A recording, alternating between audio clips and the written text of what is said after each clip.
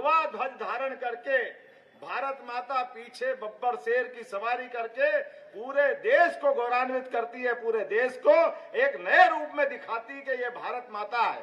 दुनिया की सारी संस्कृतियां एक तरफ और यह मातृ संस्था एक तरफ, लेकिन दुर्भाग्य के साथ कहना पड़ रहा है ऐसे समय में भी जब भगवा का इतना मान सम्मान है, दुर्भाग्य से केवल एकमात्र कारण के वोट की राजनीति। इसीलिए कांग्रेस के नेताओं ने कल कहा कि दूरदर्शन का लोगों में भगवा कलर आ गया। भगवा देखते ऐसे लगते है जैसे सांड को लाल कपड़ा दिखा दिया। क्या मालूम क्या बुद्धि मारी गई है इनकी, क्या बिगाड़ा भैया भगवान ने आपका ऐसा? आपको भगवा से इतनी नफरत है तो तिरंगे में से भगवा निकाल दो तो हम जानेंगे कि हाँ तुम बहादुर हो।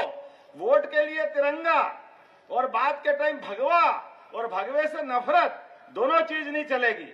इस देश की संस्कृति सदैव त्याग की संस्कृति है, उदात्त विचार की संस्कृति है, सबको समायोजित करते हुए आगे बढ़कर के लेके चलने वाली संस्कृति है। इसलिए सत्ताएं आएगी चली जाएगी, लेकिन सत्ता जब भटकती है, हमारे यहाँ धर्म सत्ता हमेशा मार्ग प्रशस्त करती है। ये धर्म सत्ताओं के माध्यम से हमारी संस्कृति हमेशा विद्यमान रहती है। लेकिन काल के प्रवाह में आज के समय में ये राजकुमार, और मुझे तो ऐसा लगता है कि पता नहीं परमात्मा ने क्या लिखा होगा, हमारे आंखों के सामने दिख रहा है।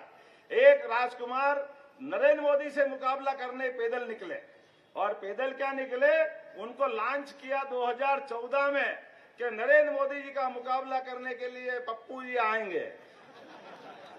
अब कहाँ राजा भोज और भारत माता की क्या दुनिया है। और ऐसी दुनिया में आगे निकले बाबूजी। अच्छी खासी सरकार बनी बनाई थी मनमोहन सिंह की, और बड़ी बड़ी बात करते, पता नहीं क्या क्या कहने लगे, और वो क्या बोले उनके घर वाले भी नहीं समझे, वो समझे उसके पहले सरकार चली गई और कुल मिलाकर के 115 सांसद उनके रह गए। दूसरी बार बाबू साहब फिर निकले कि अब की बार मैं मुकाबला करूंगा। 2019 में फिर आए मैदान में, फिर आप खंभ ठोकते दिखे। ऐसा पता नहीं क्या जादू हुआ, और मोदी जी के काम से जनता वो प्रसन्न हुई क्योंकि मोदी जी ने घर में घुस के पाकिस्तान का इलाज करा था, सर्जिकल स्ट्राइक करके देश के बाकी बहादुरों का मान बढ़ाया था, देश का स्वाभिमान जगाया था, देश में ऊर्जा और उत्साह की लहर पैदा कर दी। तो दूसरी बार चुनाव हुआ, तो दूसरी बार चुनाव में एक बस की सवारी रह गई, केवल 52 115 से घट करके। और आपकी बार तीसरी बार फिर आए और 52 तो रह गए। बाबू साहब ऐसे भागे यहाँ से हार करके कि वायनाड में टिके, केरल में वो तो आगे समुद्र आ गया, नहीं तो आपकी बार पता नहीं कहाँ जाने वाले हैं। और 115 के बाद वो 52 रह गए, और आपकी बार लगता है टेम्पो की सवारी भी रहने वाली नहीं है, ऐसे हालत होने वाले हैं।